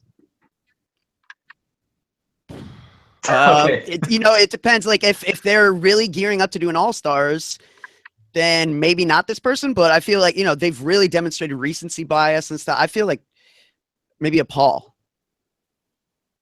All right. Are you talking about what was the question for? I thought it was BBOTT, right? He might be a little too big. I mean, he's probably going to end up in All-Star. It's okay. Like I think the question was about who from this season, who from BBOTT. So like, you're talking about like BB18. So like like from BBOTT, like I think it's Alex hands down. I mean, I think that's the girl that everyone wants to see play again. They want her to have a shot on a regular season, somewhere where she doesn't have to contend with as many twists from America. And obviously, I'm probably a little biased because I do talk with her every now and then on Twitter, but I think she would be a great choice. Yeah, I heard the question backwards. Okay, sorry. It was I didn't say it. I mean, it was I'm sure it was my fault. Don't worry about it. Okay. How about you, Melissa? I think that's tough because I could see Alex, but I could also see Shelby or Justin if they want like a personality. Right. Because I feel like Alex didn't really have enough time, or she didn't really show much of like that personality type. So I think it's more whether they're looking for like a strategist, like they're trying to fill a role of a strategist or trying to fill the role of like the personality. All right, from Stephen Hooker, do you think CBS was happy they cast Jason on Big Brother OTT? Melissa, what do you think? I think he brought a lot of, people. I mean, he got a lot of people talking. I think that they were happy. I don't think that anyone is I don't think that's hard. I don't think that I think they're happy. It Right, brought conversation. It got people talking. Right. And it brought the initial eyeballs too. I mean, that's I think a big factor is like at least people got in. And if they didn't like what they had once they were in, well, at least they're already in. And that's the thing that I think is often missed about Jason is that he was beloved by nearly everybody when he walked into the house. I mean, when Monty went after him during week 1 and he had to win the veto to stay in the house, I mean, the cheer that went up from every computer screen when he won the veto was just amazing. And then to look, fast forward 10 weeks later and see where we all are, to think that I'm happy about him losing, it's just like, what happened in those 10 weeks? And then you go back and look at it and you look at the receipts and you see what happened. So yeah, Jason, sorry about it. We need more visual aids in general. I know, right? Let me just tell you, I couldn't find an actual receipt, so I literally cut 2 pieces of paper off. And if you look, oh my God, I taped them together. You can see it right there. So that Brent, stop being such a bad magician. Right? Arts and crafts. You need to save some of those tricks. You don't. I know. I go all out for you people. It's like Santa's list here. I was wondering where the lines were. Yes, right. They're there. Those are some empty receipts. Right. From Cynthia Valencia. If you have Jason on the podcast, are you guys going to discuss the things he said in the house? I think I can answer this for Brent. Yes, absolutely, I imagine. Yeah, I don't think that it would be possible for me to be on a podcast. I mean, well, it could be. I mean, look, I don't think Jason would want me on a podcast with him because I'm going to come at him with some of the stuff he said, and we're going to have a real talk about it. We're going to have some real tea. So I don't know if he would want me to be on a podcast. This might be one where I might have to step out and let you guys have fun with Jason. Because he has been on RHAP before, and he enjoyed his appearance on here. I don't know if he enjoys RHAP so much anymore, though. I enjoyed his appearance when he came on. I had fun with him. We had like a good conversation. Jordan has done a good job of staying neutral and Canadian, so he can certainly be involved, I think. Next question is from Brett Fahrenkopf. You guys talked mid-season how Big Brother is not a team sport, but I think the final vote was Alex, Shelby / Morgan fans versus Jason. Do you agree? For me, I think the fan base was all about team sports. I mean, this was like tribal instincts to the extreme as far as the audience went. And that was honestly the most interesting part of the season for me, was watching the reactions of the fans and how they interacted with each other and how they interacted with the house guests and how they viewed the house guests. It became like, we often talk about the thing in the house where somebody is about to go home or somebody's about to be targeted by you, and so you start to demonize them. You start to feel like they're not even human anymore, because that's the only way that you can bring yourself to target them, to vote them out of the house, end their life in the game. And I think that we did that to an even larger extent than we usually do this season, because we were voting against these people and we had to convince other people to vote out these people. And so it got to the point where we were doing the demonizing even more than the people in the house were. And we were saying, these people are the most terrible, obnoxious people on earth. And that's why you couldn't possibly vote for them, because that would be incredibly immoral. And we saw both sides do this. And it was very interesting to me. And the vitriol that stemmed from this and the arguments, certainly not pleasant, especially on our end. I think we were on the receiving end of a lot of it, but very, very interesting. And that's really the best part of the season for me.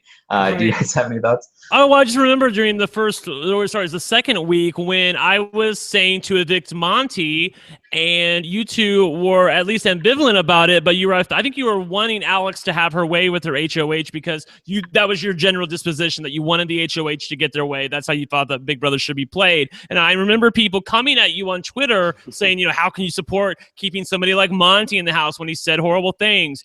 And it was a little bit beyond the pale, the amount of hatred that you got on Twitter, both you and Alex. Right, yeah, it wasn't about Monty. It was about the game and the mechanics of the game. And, Monty could have been a sack of potatoes. He was there at the end. Did you see the condom Monty?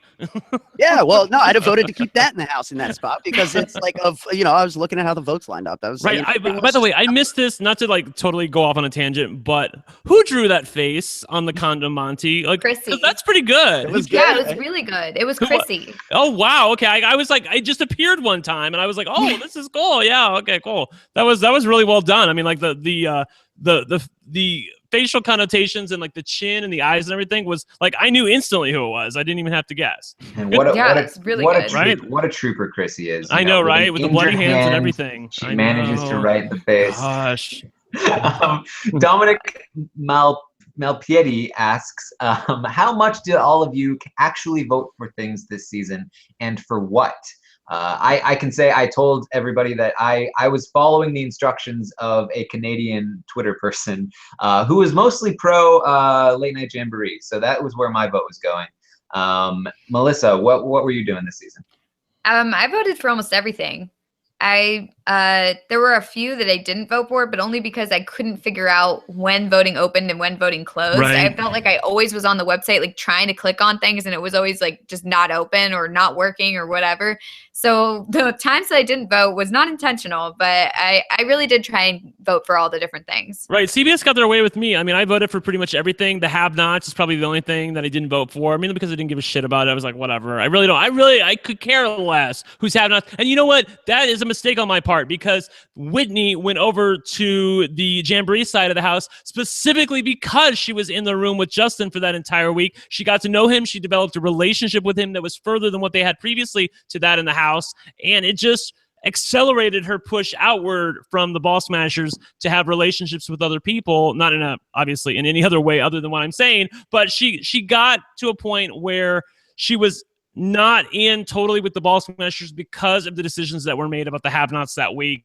And I was kind of oblivious to that. So, learn something there. Well, plus have-not voting can be strategic as well, because it makes them sleep in a room together and spend time together. Right. I never really considered that, right? Yeah, that's what I was thinking when I would vote for people, because I remembered back in BB16 when Donnie and Zach were in the room together and they like really bonded. And so I just kept thinking about that sort of thing. Is like, it can change the way you feel about someone the more you have to spend time with them, especially in a situation where you're like not happy and you're like, commiserating. Right. So. And I did actually, just to be clear about my intentions, I did realize that, by people sleeping together so that they can sometimes develop relationships that maybe they otherwise wouldn't. It's just, I never really thought that would happen to Whitney. I thought that she was like somebody who, she's a ball smasher for life. She's never going to not be a ball smasher. So then, to see her, like when the fake Final Five fight happened and she's out there with the Late Night Jamboree against Alex and the rest of them, it was such an amazing scene because you're so not used to her being against them. It was definitely jarring to me. So, learn something there about have not voting. Chalk one up for Brent. That BB16 have not room was pretty fun. It was the like, room? Yeah, the igloo room. But yeah, that was personal crazy. favorite, still, Big Brother 11. It was like the dirty, like gymnasium pool. It had like, a guardrail to nowhere and like some kind of slide thing. That was the best.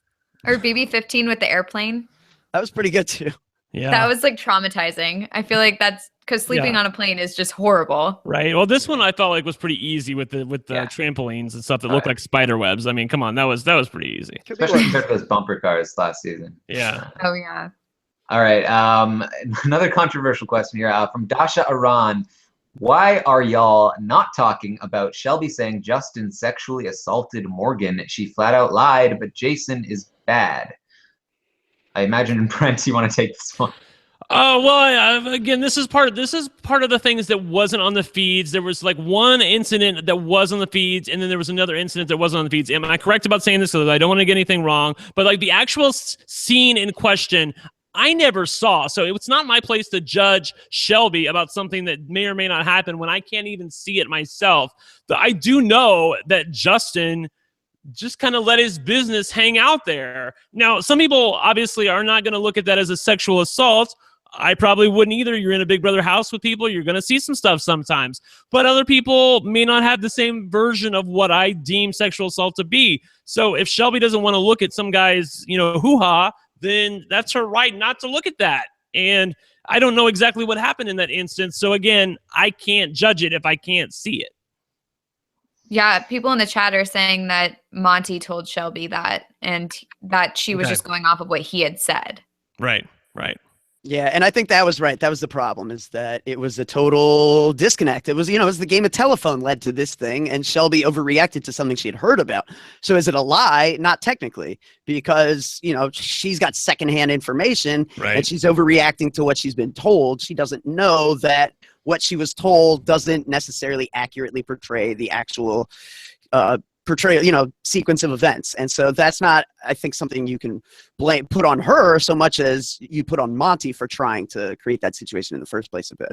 Right, and I feel like that's Big Brother to a T, though. It's a constant game of telephone. Like, that's something that's within the game. It's not something that, you can look on a TV screen and watch Jason, railing on Shelby for 40 minutes with, the amount of hate that I can't even describe to you, and then say it's the same thing. It's just not. I don't understand. Like, if you guys want to think that, then you need to look in the mirror, because obviously you're so pro Jason at this point that you can't see what is fact from fiction. You're seeing the world the way you want to see it. I get that that's part of reality TV, that it's all about perception and what you think is your reality.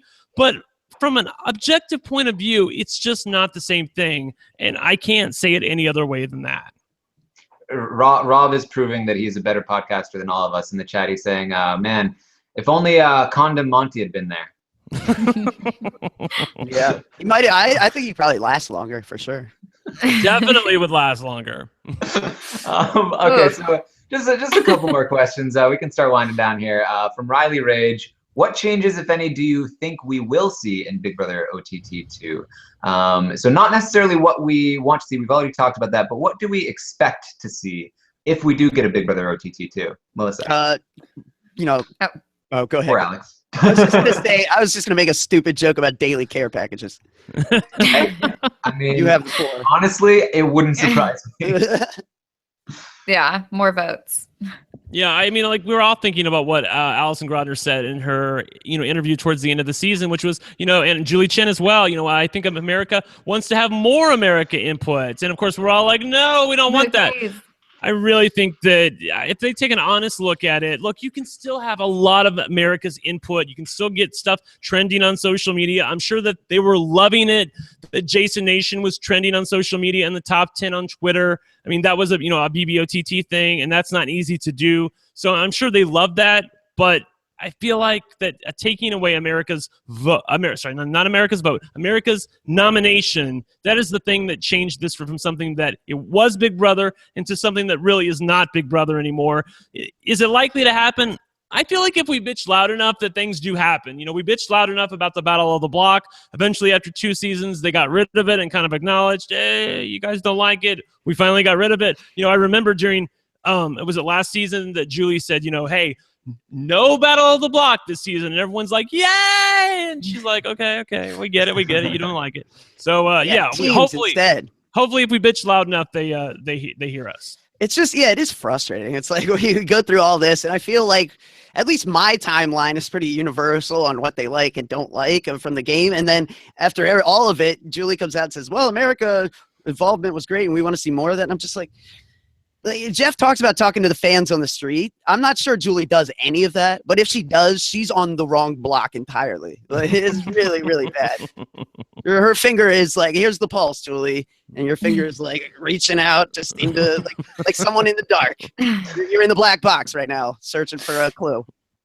Yeah, she's talking to the Big Brother 9 cast or something. Another question from MacBB555. Who had the bigger advantage, Jason or Morgan? I feel like we've touched on this. Oh my God. But Melissa, I want to hear from you. What did you think about this? Did Jason have a bigger advantage or did Morgan?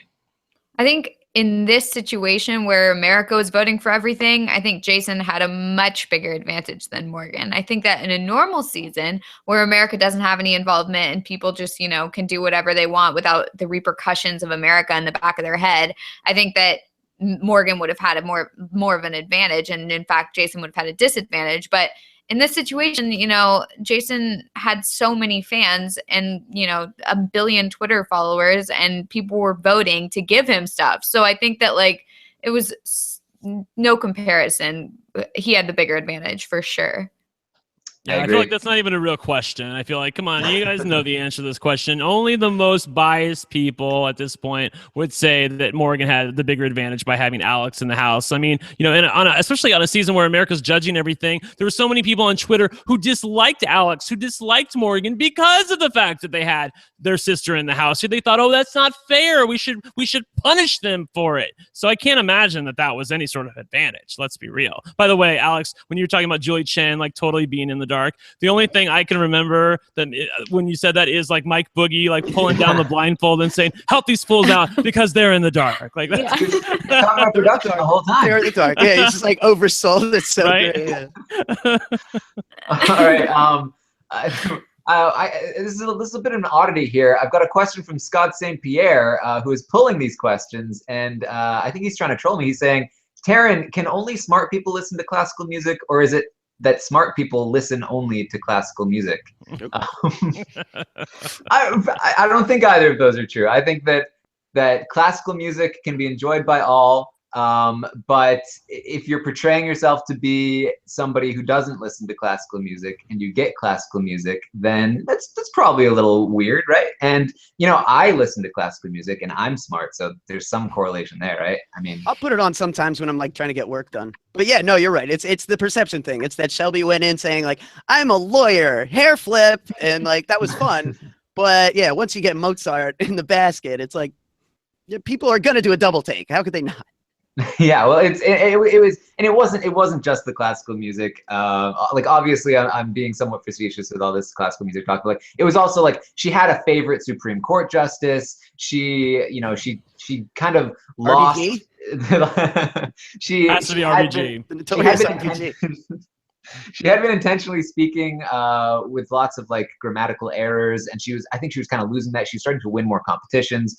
The diary room leak. There was a lot of things that added up to the exposition essentially of the fact that she was a lot smarter than she came off as. Yeah, and Christy's saying after the fact in her interviews that she heard the LSAT leak from the diary room, but she chose not to say anything. Girl, please stop it. Just stop it.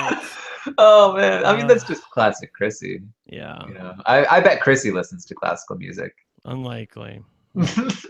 All right. Well, let's Did you see her? Did you see her and her boyfriend in the finale doing a snow angel in the confetti? I thought she just slipped and fell down. No. They chose to get down into the confetti and do a snow angel in the confetti. Yes, that's kind of class we got from our girl Chrissy. I wonder if Chrissy has ever listened to Jen City's band. They probably got. That's like they were cast by the same people. Yeah, they created a mold with Jen City, and this is the first time they've gone back to it. Like the rocker chick who's loud and opinionated, but turns out she's just a total wet blanket in there. Chrissy City. Well, this was a new casting team, so I guess they didn't have the same lessons learned. Yeah, now Zach Rance can talk about Christine holding hands with Jen, holding hands with Chrissy when you look up floater in the dictionary. All right. From George, we have the question: do you think you should be reporting on unpopular things people are saying in the house when the show is not covering it? I can say for me personally, I think that we should be reporting as much as we can, especially on a season like this where it's very relevant to how people perceive the players in the house. It's always my goal to give as much information as possible, and especially on a season like this, I want to provide it in a way that is a neutral stance on things. I know not a lot of people. There are a contingent of people who think that I wasn't neutral or that all of us weren't neutral this entire season. But I certainly tried to be, and I tried to give the information as cleanly as I could without any of my own commentary attached to it. And that's sort of how I see my role on the podcast. I know Brent is very different, and I think that's why we're both on the podcast, because we provide different angles. But I think it's absolutely crucial to give as much information about any particular situation as possible and let people decide ultimately for themselves how they feel about it. Do any of you disagree? I feel like this is the part where I'll apologize to you guys, because I feel like that my bias, sort of my stink, got onto the two of you. People started lumping you two in with me, saying, you guys aren't being fair to the Late Night Jamboree. You're not being fair to Jason. And I feel like you guys went out of your way to be fair to him. In fact, many times you called him the best player of the season, that you thought he should win. Maybe you thought he still should have won. I don't know. But I mean, I feel like that it was a bit unfair to you, because maybe I was the loudest voice on the podcast, but I wasn't the only voice on the podcast. And the other two voices on this podcast were definitely being fairly even-handed when it came to the Jamboree and Jason. I think nice of you to say, Brent. I appreciate it. You're welcome. I think it was probably something similar to the Eric Stein podcast, where us not outright challenging you on things made it seem like we were I'd agree with that, complicit with what you were saying. Right. During the Eric Stein podcast, I was literally yelling into my phone, why aren't you saying anything right now? Because I know you don't think this way. So why aren't you saying anything? And then I'm going onto Twitter with the DM saying, why aren't you doing anything? So yes, given that, looking back on it, people probably did do the exact same thing to me and you that I did to you and Eric Stein, which was they just took you as agreeing with me by being silent against me. Well, and I certainly didn't stay unbiased this season. I didn't really realize how big of an impact that would have on people. I felt like, if this was a normal Big Brother season, then nothing I say matters, because I can't people have the idea that we are affecting votes now. And that's something I just been totally not even considered. So, when you go back and look at the preseason cast assessment, and I'm talking about having a crush on Shelby, then obviously, of course, people just paint me with that brush, and I get it. But, in fairness, I'll just know better for next OTT season, should it come up, that it's a finer line that we have to tread for this kind of thing, I guess. You have to tread. Yeah, you don't. It reminds me of that. I don't remember what it's called, but it's this test thing where they'll show two images. They'll show a picture of somebody's face, and it's just a straight face. But then they'll show an image before it, and if it's a baby playing in water, then they'll be oh, that guy's happy. And then if it's something, it's Kuleshov, isn't it? Yes. Kuleshov? Oh yeah. Man. I finally have somebody who gets my weird references on the podcast. I was thrown by the whole straight face thing. I'm is that gay face? Is straight face? It's where you insert somebody's face with no expression with a picture or a video of someone crying or someone dying or something like that. People will put their preconceived notions of what that person is feeling onto that straight face, even though the exact same face is with each different image. Cool. I saw Pauly Calafiore with Frankie Grande, and he was definitely doing the gay face earlier on Twitter. So that's I was totally thrown by the whole thing. But proceed. Yes. Yeah. You get Pauly and Frankie together in one picture, and it goes all over the place on the internet. All right. This will probably be our last question from Susan Appleby. Didn't Morgan win the last two comps or something? And yeah, she did. I think this was or not the last two actually. Was this question served with a side of snark, Taran? She won 2 out of the last 4, because Right. Morgan won the HOH, then Jason won the veto, and then Jason won the HOH, and then Morgan won the to the third place, get into the final 3 things. So yeah, she won 2 out of the last 4, and she did a great job. She comped her way to the end. That's all she needed to do. She won a comp at final 5. She won a comp at final 4. She got herself into the final 3. She ended up a winner. I'll take that. She Jenna Maraska her way to the end. Let's be honest. I think this is an important point to bring up, because I do think that the competition wins are an interesting thing in Big Brother OTT, because in many ways they are really, really nerfed. They don't help you a lot. It's really just safety at best, and in a lot of ways it can turn the audience against you because you have too much power. But in other ways, people do tend to like people who are good at competitions. And if you win from behind, that's a huge boost. I think that winning a competition, winning a couple competitions, when you are the underdog, being the underdog is one thing. Being the underdog and coming out ahead because you won a competition, that's a really galvanizing moment for your fans and for the audience. And so I do think that those competition wins at the end were definitely a decent part of winning her over those crucial, last few votes. Cool. Good podcast, you guys. Yes. Thank you all for coming on with me. Yes, this entire thing was Brent's idea. Yeah, I really plotted this whole thing. Let me just tell you. Mr. Wolgamott's opus. Yes, people were begging Brent, like, we need you to rant about this, please get on a podcast. Yes, it was like Obi-Wan, you're our only hope. Yes, so I'm back. Yes, one more time for the BBOTT season. And yes, I'm so happy that we were able to get everyone together for the first time. I feel like this is the beginning of a beautiful LFC ship, and I think it went really well. I think Melissa, you're great. You fit in, right in with us. Great job, Melissa. Thanks, guys. Way to make it awkward, Taran. this is it. This is it for our BBOTT coverage. We promise. I know, right? Yeah, no more. for sure. No more blindsides. Well, when the other side, when like there's other people that are like, oh no, now we need Eric back on the podcast. I think we're good. I think we've covered everything that we could possibly cover. We will be back. Probably will be back on Sunday with Jordan. Potential coverage coming to you about something. We're not. It's not locked. We can't even yet. say. Oh, okay, I didn't know. Okay, I don't want to say that. I think we have to know before we can say. Oh, I thought we knew, but okay. Apparently, Well, we know what it might be, but we're not sure yet. Okay.